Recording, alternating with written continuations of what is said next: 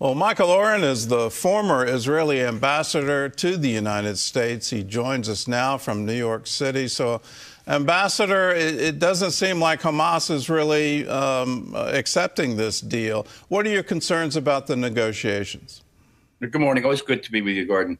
The concerns was that Hamas will drag its feet, as it always will, and that Hamas will overplay its hand, and I'll explain.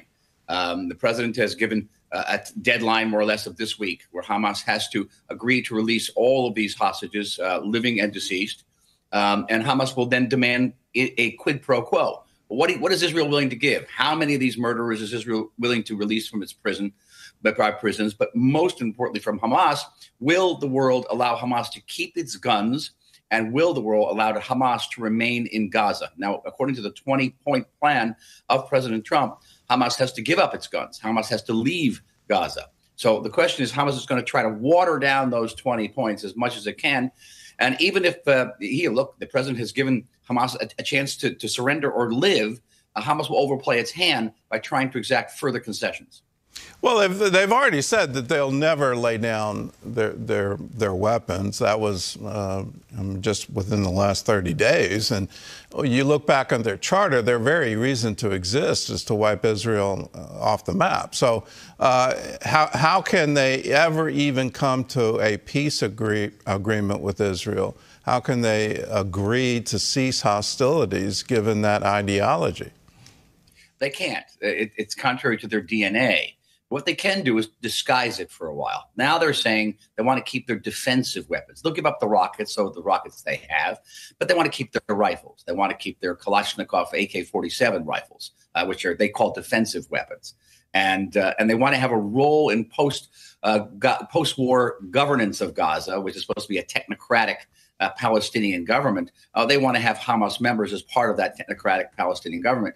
They're going to negotiate for this. They're going to try to extract concessions because everybody, Israel and the United States, desperately wants to see these hostages released.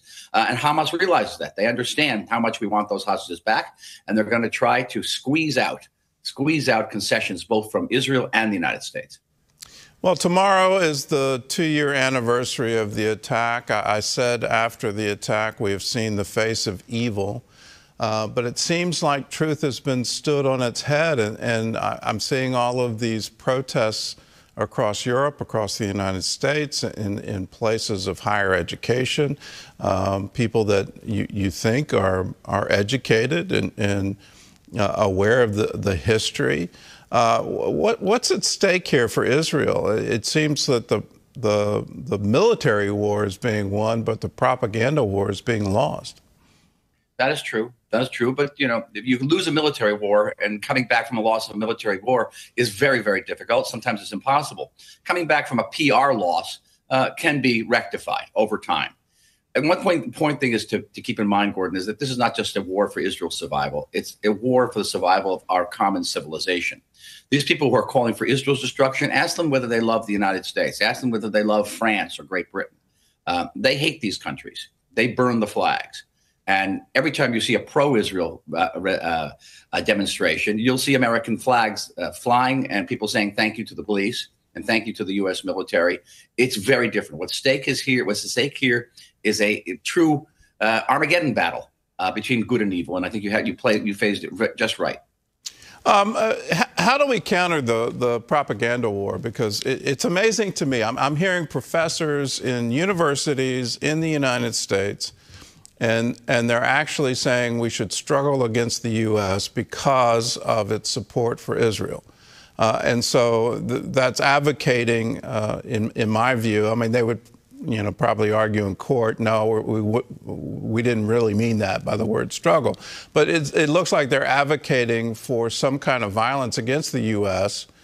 Because of its stand on Israel. What can we in the U.S. do about that? It just seems that we grant visas, we grant position, and frankly, it makes no sense to me that you would give a professorship to someone who holds those views. Well, I think rectifying that situation is very difficult because of the tenure system.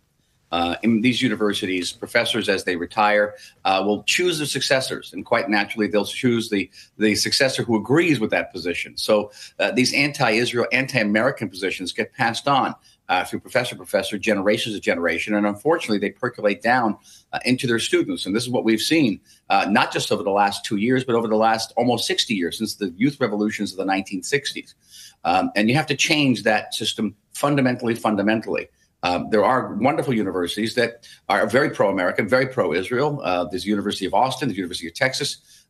Many Southern universities are very different in their outlook toward Israel and the United States.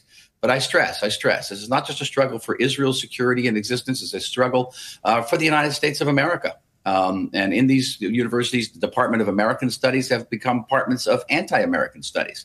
And go find a professor who will go up and say, I love this country, love Israel, I'm willing to fight for it. Well, how has Israel's standing changed in the Middle East? On one hand, it looks like the propaganda war it's losing, but on the other hand, it looks like it's gaining ground and gaining recognition, and there's real potential for peace in the Middle East. What's your view? My view is that everything we know about international relations, sometimes even human relations, when it comes to the Middle East, you have to put them aside. The Middle East has its own rules. And in the Middle East, people respect what they call the strong horse. They don't respect the weak horse. And yes, Middle Eastern governments will criticize Israel's conduct of this war in Gaza and on other fronts. They have public opinion, even if they may not be democratic countries.